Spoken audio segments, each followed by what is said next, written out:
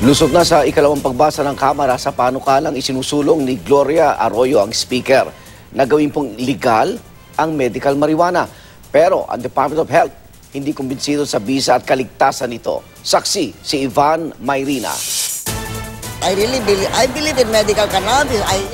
Mismong si House Speaker Gloria Macapagal Arroyo ang umaming gumamit ng medical marijuana para ibsan ang sakit dulot ng cervical spine. Yan ay pag nasa abroad. When I'm in a country that allows it, I put a pain patch. But here in the Philippines, I cannot do it. Wala man sa abroad, gumagamit pa rin ng langisang marijuana si Jenny, hindi tunay na pangalan. Batid niyang illegal ito, pero nakakatulong daw ito para ibsan ang sakit na dulot ng fibromyalgia. Kondisyon nagdudulot ng matinding pananakit sa kalamnan at buto, labis sa pagkapagod at pagkahilo. Yung range, kunyari 0 to 10, 10 being the highest for pain, talagang nag-drop to 4.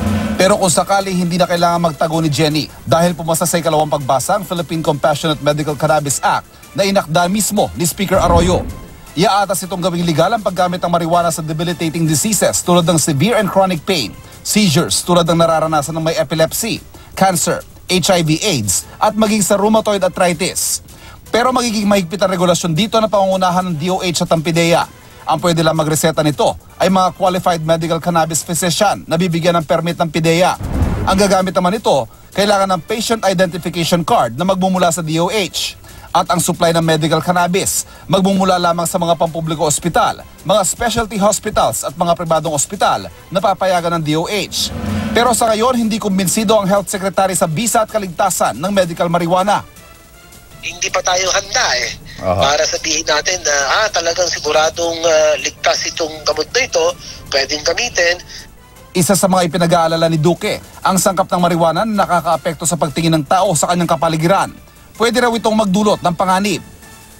Bakit ka gagamit ito kung meron pa naman mga ibang gamot na available in the market? Meron naman mga painkillers na available.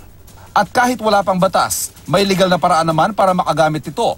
Pinapayagan ng DOH Administrative Order No. 4 na inilabas noong 1992 ang pag-i-issue ng FDA ng Compassionate Special Permit o CSP para magamit ng mga pasyenteng may malulubhang sakit ang mga unregistered drugs gaya ng cannabis oil.